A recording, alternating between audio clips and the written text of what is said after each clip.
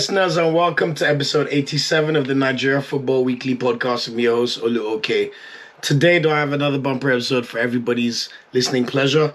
We officially have the squad list that's been announced for the Super Eagles games against South Africa and Benin Republic in the World Cup Qualifiers coming up starting next week.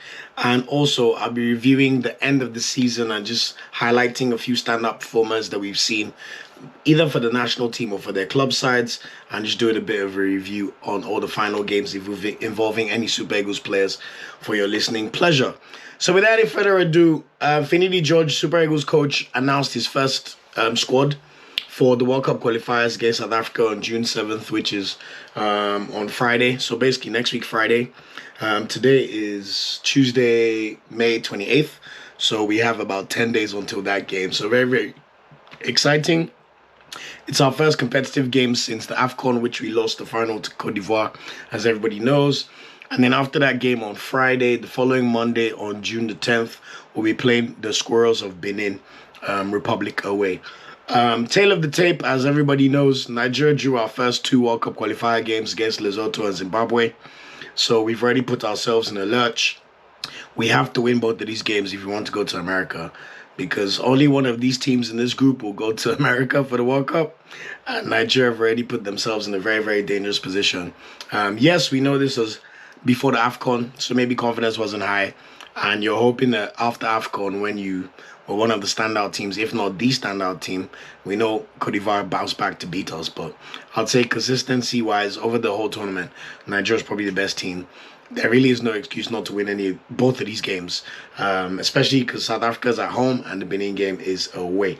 So what does the squad list look like? Finidi George called up 3 goalkeepers. Stalino Abali, Maduka Okoye was recalled for the national team, and Olorunleke Ojo was also called up.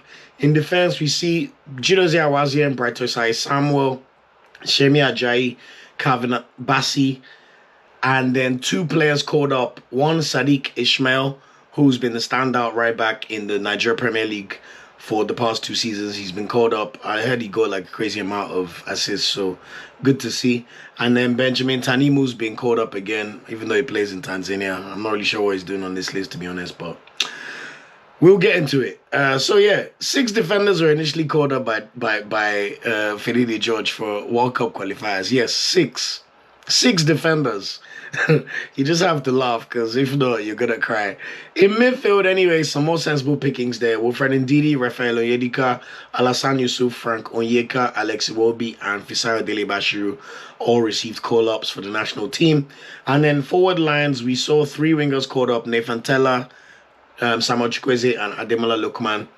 And initially, Finidi George called up 5 strikers: Victor Osimhen, Kelechi Iheanacho, Paulo Onuachu, Victor Boniface, and Terry Murphy.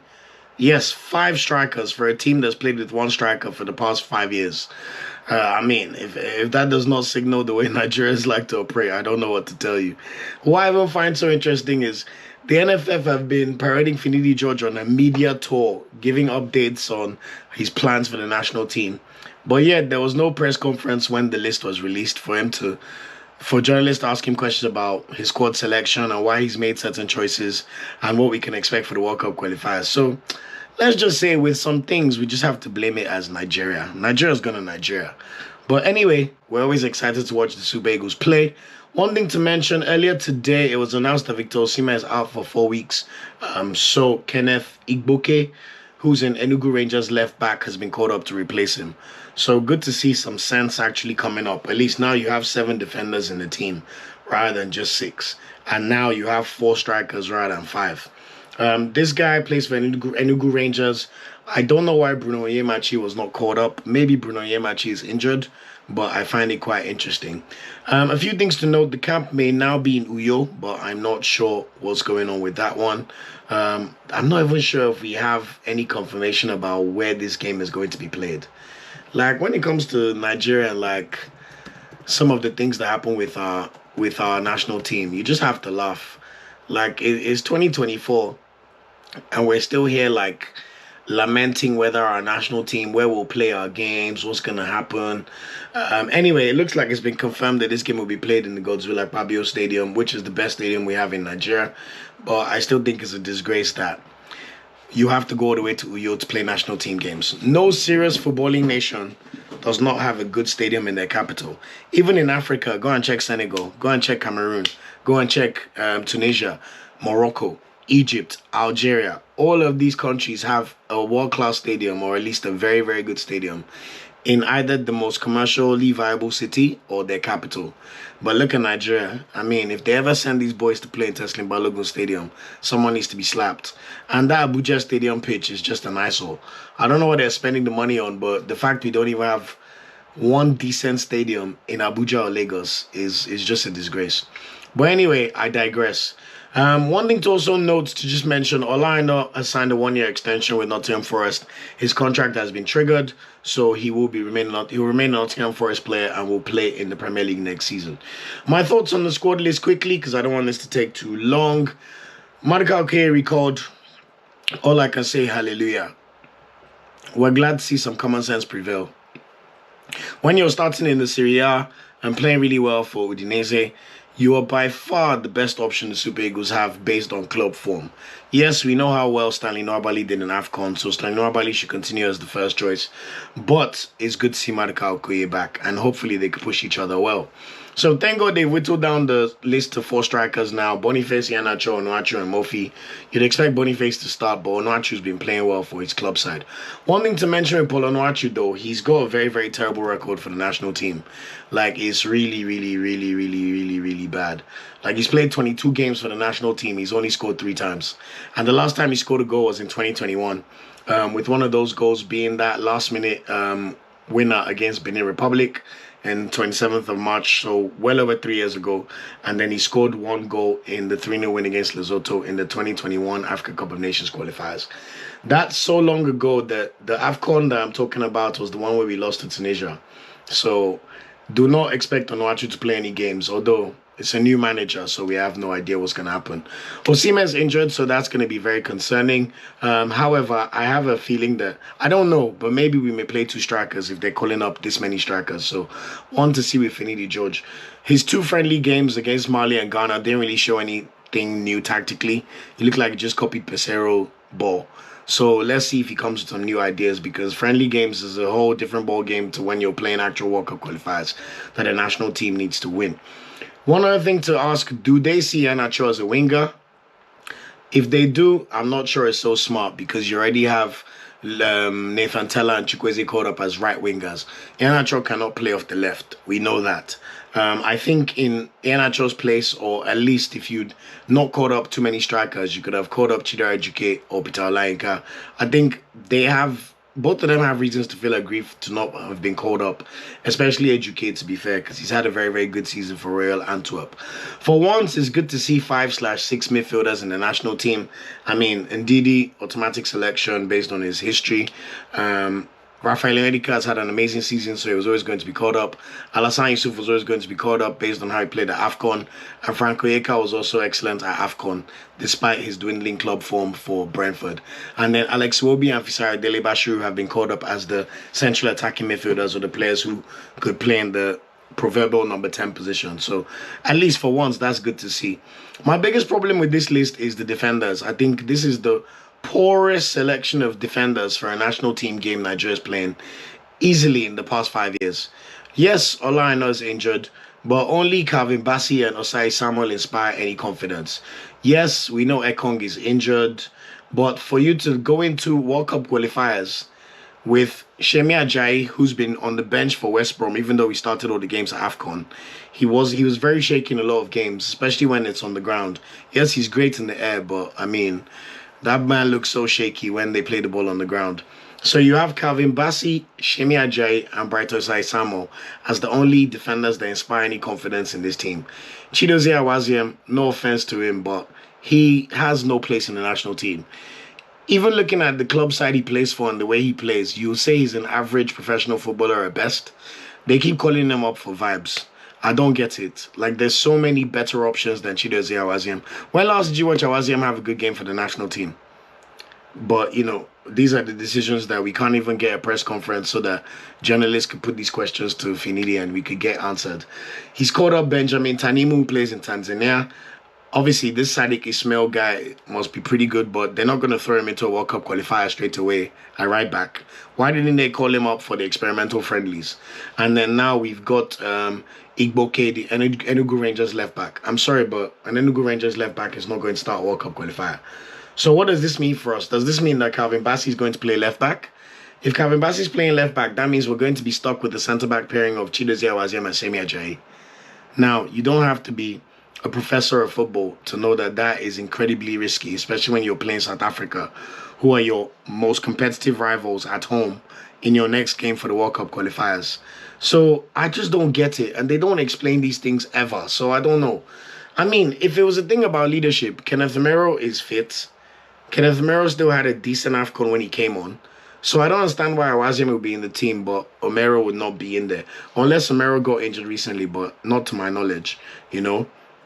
You also have the likes of Akpoguma, who's playing well for Hoffenheim. They've qualified for Europe. Igor Ugbo, I keep telling you about this guy. This guy has been playing extremely well for Slavia Prague for the past 2-3 years. Still, no shout.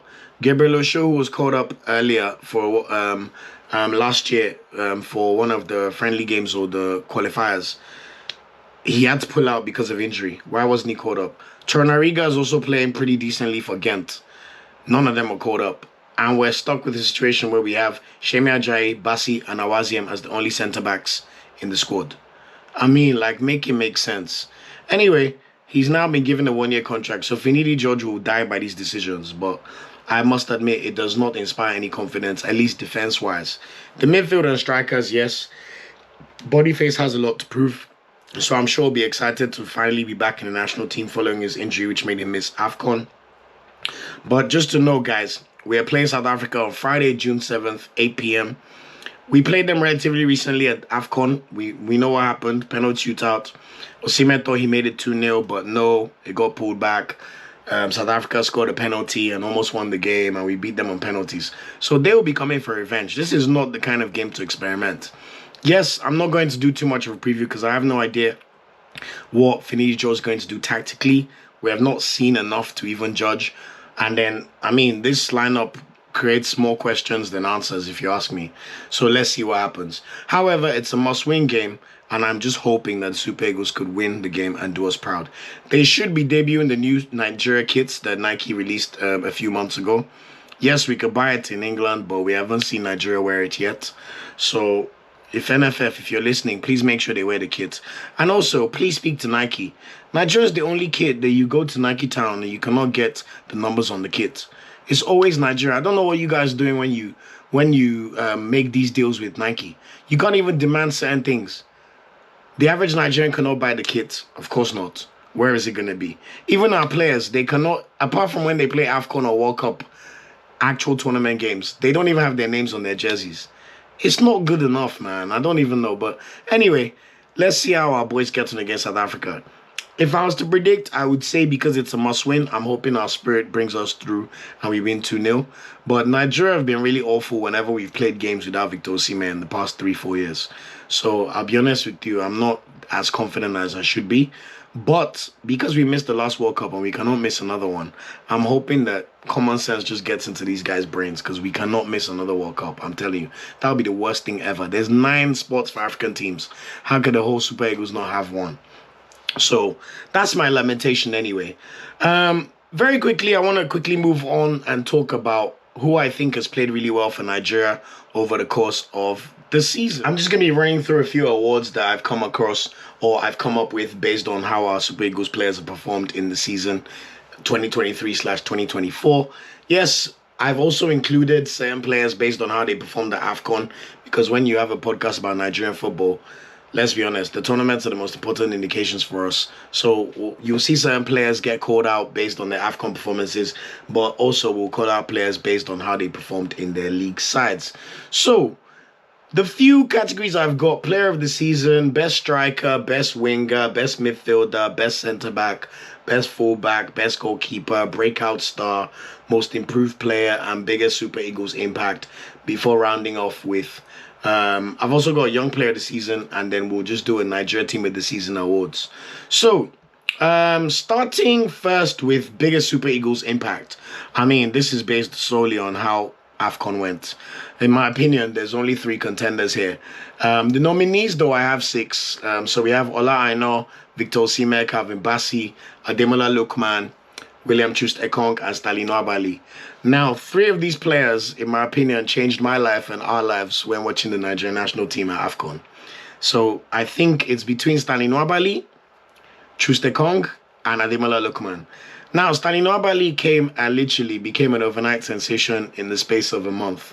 Before Stalin Nwabali, we've been having issues with goalkeepers for such a long time, guys. We all know what it's been like. We've been in the trenches, man.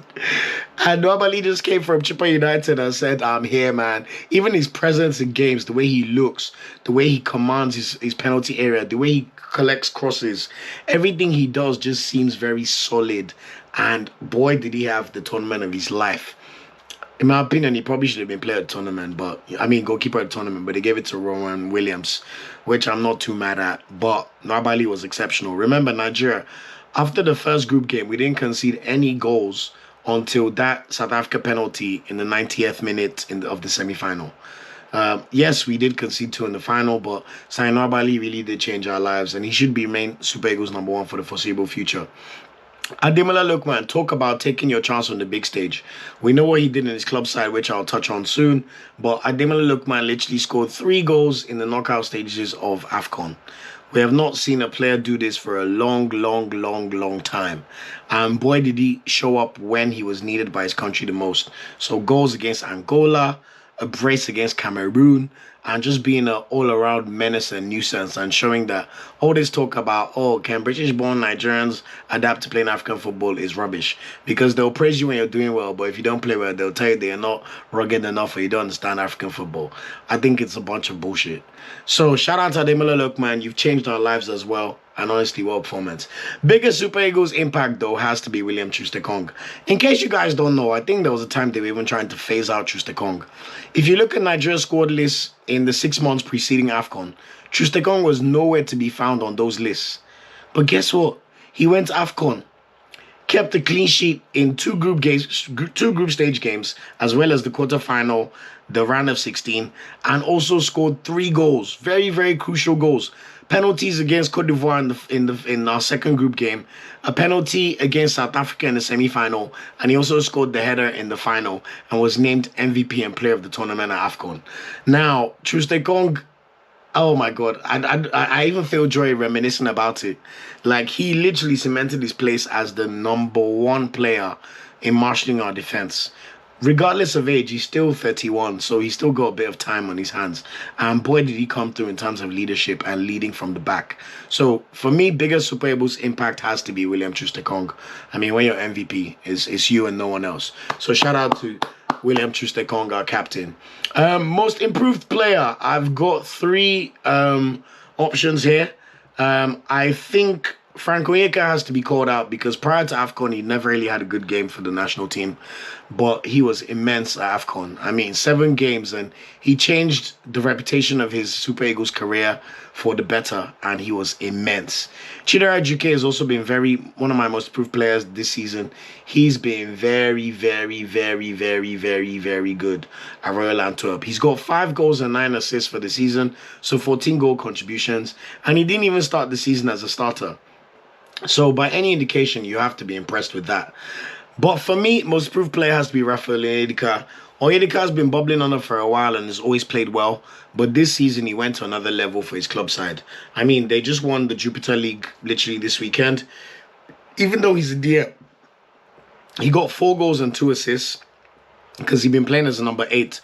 And a lot of these goals have come in the final business end of the season when they've been in the championship round. So he's been a standout player for Club Brugge and has helped them win the league and also qualify for the Champions League. So Aribo and Onyedika, you are my most improved player, and I would love to see you get some games for the national team. Breakout stars of the year, there has to be 3 options for me. 2 of them, we already knew about them, but Victor Boniface came from Union Saint-Gilloise. Keen listeners of the pod, you know I've always spoken about Boniface, but boy oh boy did he have the year of his life. I mean, when you look at the performances as a striker, 21 goals and 10 assists, won the Bundesliga, won the DFB Pokal, got to Europa League Final, Boniface literally changed our lives in his life. Nathan Tella as well, despite not starting every game for Bayer Leverkusen, got 7 goals and 6 assists, 13 goal contributions off the bench. And he also got a goal and an assist for Southampton at the start of the season before he moved. So Tella literally transformed his reputation. This is someone who was playing in the Championship last year for Burnley. He was on. Southampton even loaned him out to Burnley because they didn't think it was good enough for the Premier League. And Leverkusen and Xabi Alonso saw a gem in there and said, "We're coming to get you, boy." And look at the season he's had. Now he's won a double in in Germany. Sorry, why did I say Belgium? That was rubbish. But anyway, shout out to Tella. And then also Akko Adams. I must admit, I didn't know Akko Adams until the start of this season.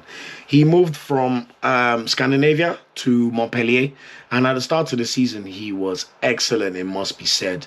Like, Akko Adams ended the season with 10 goals and 2 assists. But he scored about 7 or 8 of these goals in the first 2-3 months of the season. So, I mean, that's what you call a breakout. I mean, a slowdown for him throughout the rest of the year. But at least we all know about Akko Adams now, and he plays in the top 5 league. But the breakout star has to be the one and only Victor Boniface. Every single club and every single person who watches football now knows who Victor Boniface is. He is a hot player in demand, and hopefully he could continue to scale the heights and have an even better season next year, and hopefully with minimal injuries. So Victor Boniface, you are my breakout star of the year. Best goalkeeper. Oh, this one is hard, man.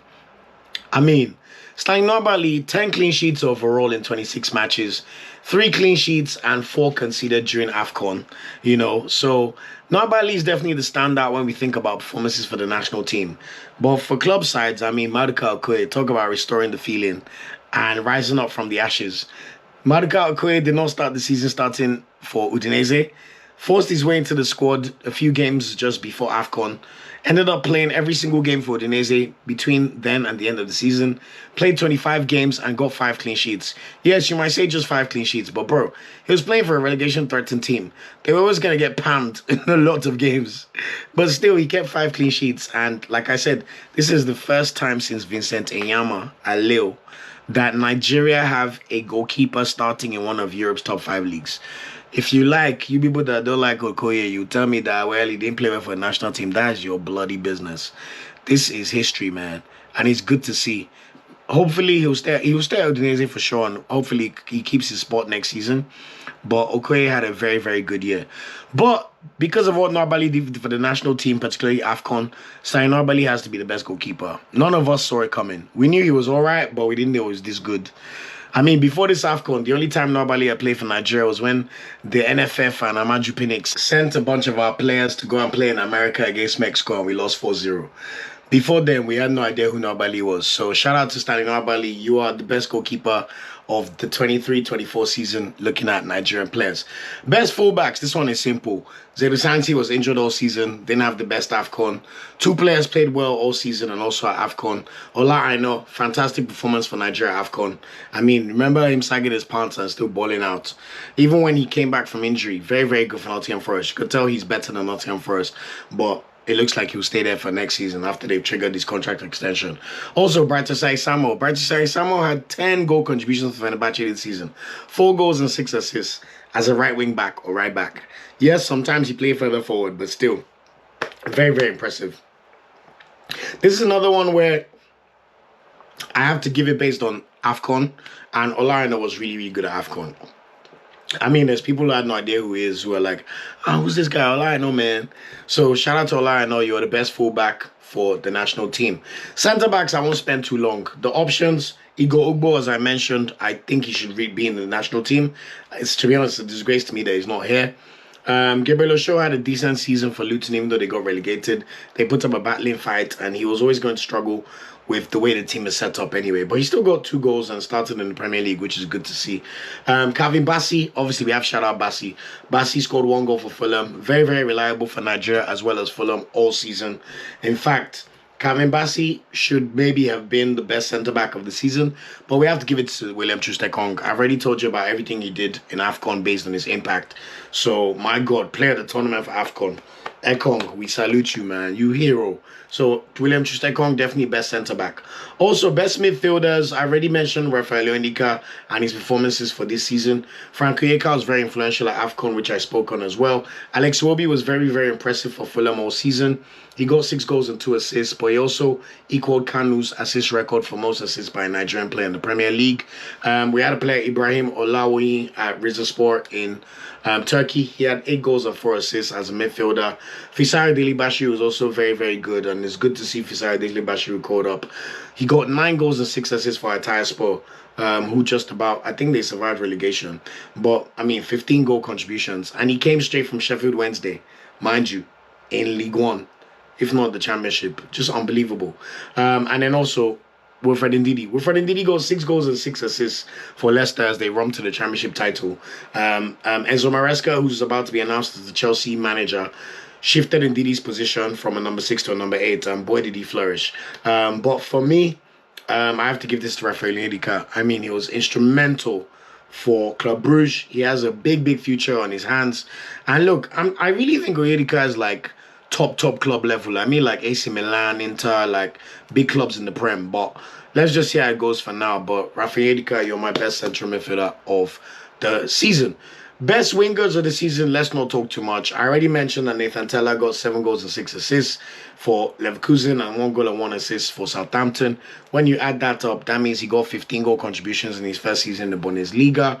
We also have to shout out Chukwueze for bouncing back after a very slow start to his AC Milan career. He ended up with 3 goals and 3 assists. Not the best, but he did grow in influence for the team post-AFCON, which was good to see. Chidi Ajuke, I've already mentioned with these 14 goal contributions, 5 goals and 9 assists. But there's only one player that's the best winger of the year in terms of Nigerian footballers. Ademola Lookman Adebobo Jr., the one and only. 16 goals and 9 assists for Atalanta. That's 25 goal contributions. AFCON, 3 goals and 1 assist, including big goals.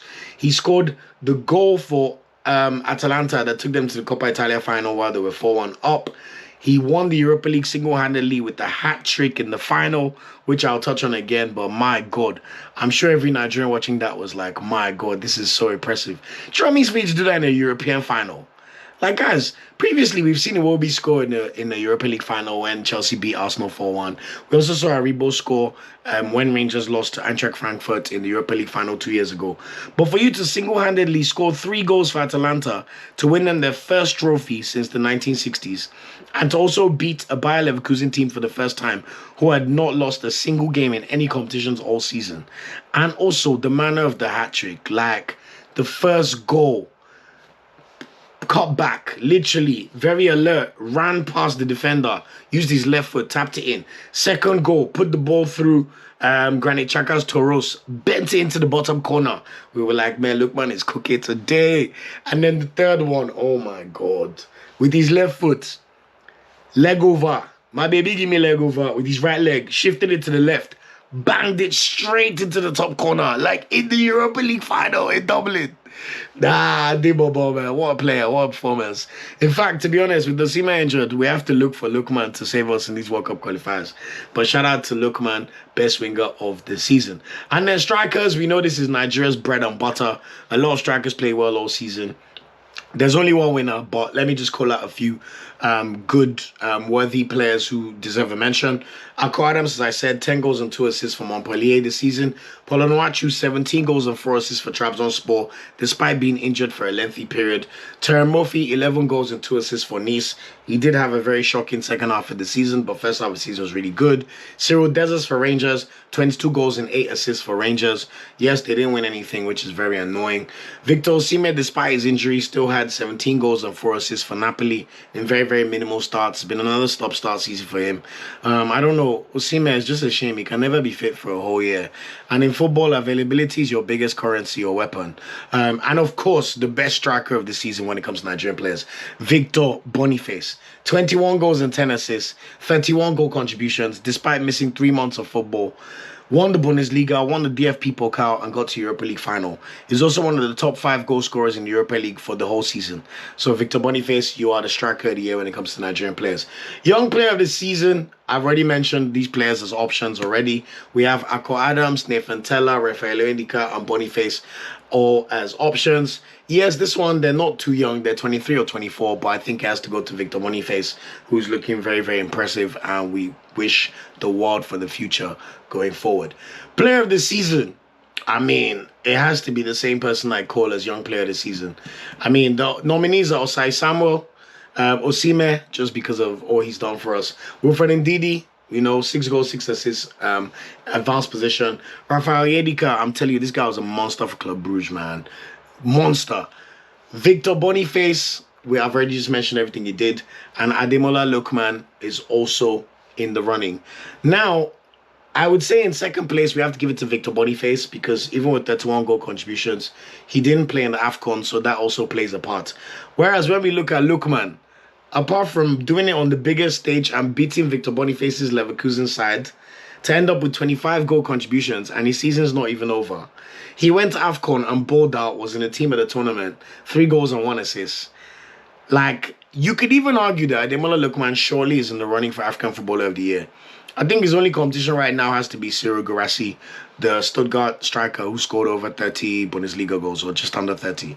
But what Lookman did for both Nigeria in AFCON, which Guirassy did not do, and what he's been able to do in Europe in the biggest and the brightest of lights, Ademola Lookman has to be the Nigeria player of the season. What a performance. And boy, does he make me so happy that he chose to play for Nigeria.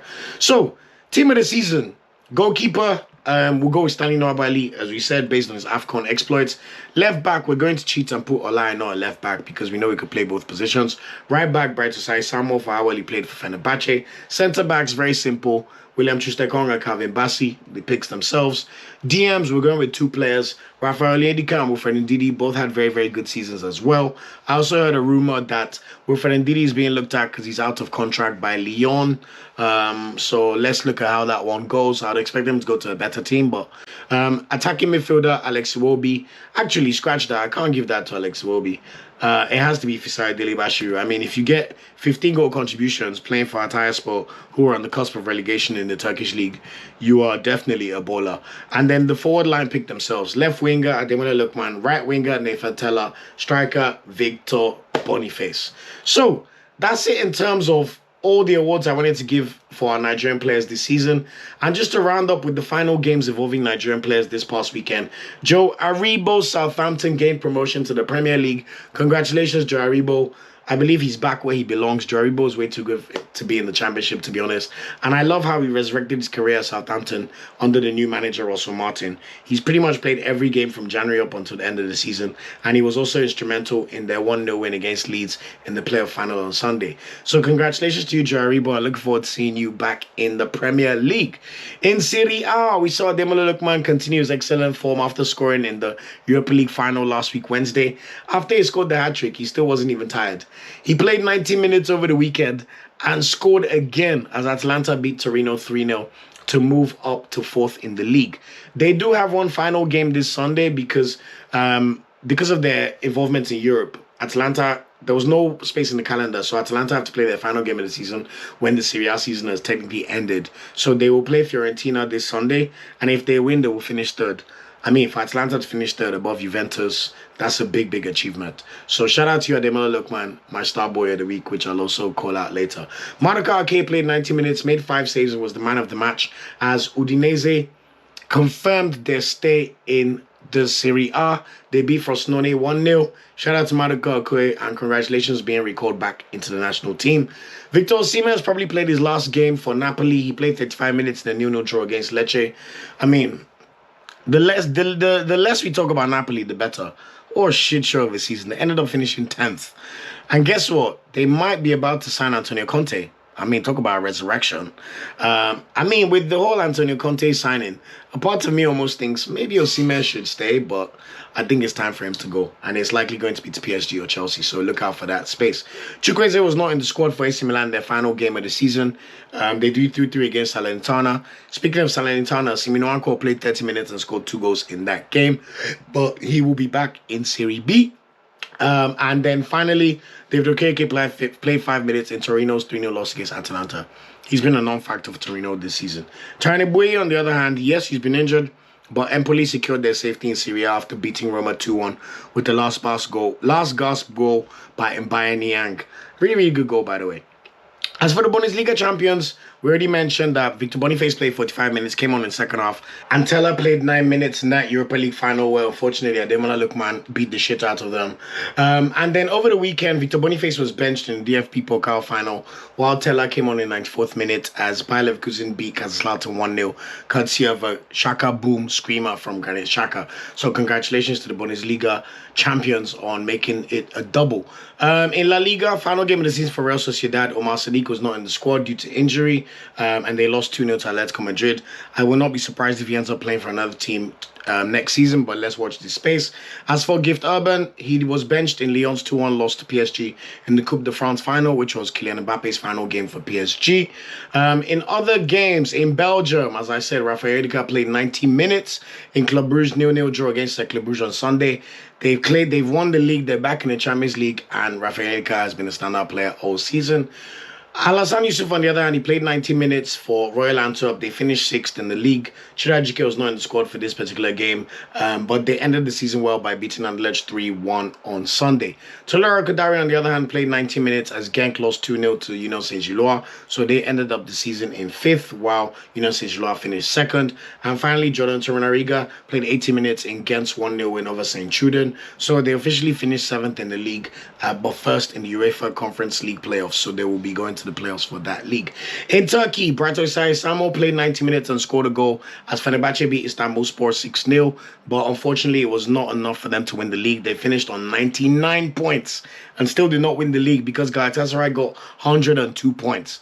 I mean, talk about two teams just thumping the rest of the league. This is even worse than what we saw with City and Liverpool when they got 98 and 97 points. But commiserations aside, Samo, you've been excellent, and I look forward to what you can do for the national team. Paulo Noaccio, on the other hand, he scored a wonderful solo goal last week Thursday as Trabzonspor unfortunately lost 3-2 to Besiktas in the Turkish Cup final. Really, really unfortunate. And over the weekend, he was not in the squad as Trabzonspor beat Ankara Gucu 4-2 to end the season and finish officially in 3rd place. Fisai Dele Bashiru, he scored a goal as Hatayspor beat Rizespor 2-0, and they avoided relegation with the win. As I said, he already got 15 goal contributions this season, so really, really amazing performance. And then finally, Kenneth Mero was benched for Kasimpasa in their 2-1 win over Besiktas on Sunday.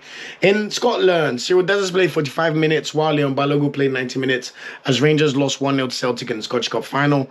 They conceded in the 89th minute to Adam Ida. Adam Ida is one of those Irish Nigerian players that is clearly not good enough to play for Nigeria, so nobody ever bothers knowing who he is. But at least he's gone to Celtic, which is his level, and he's been shining. So congratulations to him and commiserations to the Super Eagles.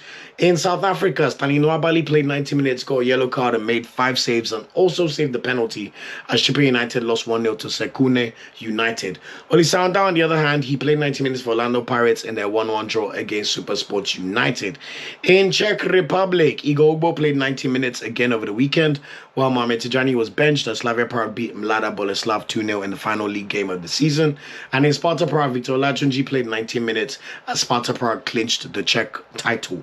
In Serbia, Peter Olainka's Real Star Belgrade won the league. So, I mean, Peter Olainka is playing for these Eastern European clubs, but he's a winning machine. He goes where he's going to win stuff. And yet again, he won the league. He scored 2 goals in Red Star Belgrade's 4-1 win over Kukriki on Saturday to clinch the title. Star Boy of the Week, we have to shout out Maduka Okoye. When you make 5 saves and keep a clean sheet in a 1-0 win against your relegation rivals, that guarantees your club Udinese's safety from relegation in Serie A, which also does you a world of good because you're likely to start the whole of next season. You are a rock star. But Star Boy of the Week has to be Ademola Lookman. Everything I've mentioned already. 4 goals in 2 games. A hat-trick in the Europa League Final. I mean, it's only like the 5th or 6th time someone's ever scored a hat-trick in any European final. He was the talk of the footballing world for 2 days on Wednesday and Thursday. I mean, just unbelievable. Like, so proud. So Ademola Lookman, you are 100% the Star Boy of the Week, and you should be the bloody African Footballer of the Year. Just keep it up and do us proud in those World Cup qualifiers. Once to watch the end of the season, there's no real football left anymore. After this episode, I will bring a review of our game against South Africa. So thanks for rocking with me. It's been an absolute pleasure. But if you still want to watch football, on Saturday is the Champions League final, Borussia Dortmund against Real Madrid. No Super Eagles players to mention, but we have players with Nigerian heritage playing. David Alaba for Real Madrid, carrying my DME for Borussia Dortmund. So, of course, we wish them well. Me personally, I don't really care who wins, but it'll be nice to see the underdog win in Dortmund. And then on Sunday, we'll see Ademola Lookman play his final game of the season for Atalanta before coming up to join up with the squad as they play Fiorentina on Sunday. So that's it for this episode of the podcast, and we are officially done with club football for the season. Thanks again for rocking with me. It's been an absolute pleasure to bring this content to you. I've enjoyed it thoroughly. I've enjoyed reviving the podcast since AFCON and just, trying to level up the podcast. As usual, please always give me feedback on any of our social media channels or in the comments on YouTube. Remember, we are Nigeria Football Weekly everywhere on social media and YouTube, except on Twitter where we're at NFW Pod. Today has been episode 87. Thanks again for rocking with me. Like I said, it's been an absolute pleasure, and looking forward to the Nigeria World Cup Qualifiers where we'll be covering those two, doing a review of both games, and we'll officially be going on a break for the summer and looking forward to the new season after all the transfers, of course. Thanks again for rocking with me, and have a wonderful week. Take care. Thanks for watching this video. Please like, share, subscribe, and click the bell to get a notification whenever we drop a video. You can also find our social media channels listed below. And of course, up Super Eagles and Nigerian, they ever carry last.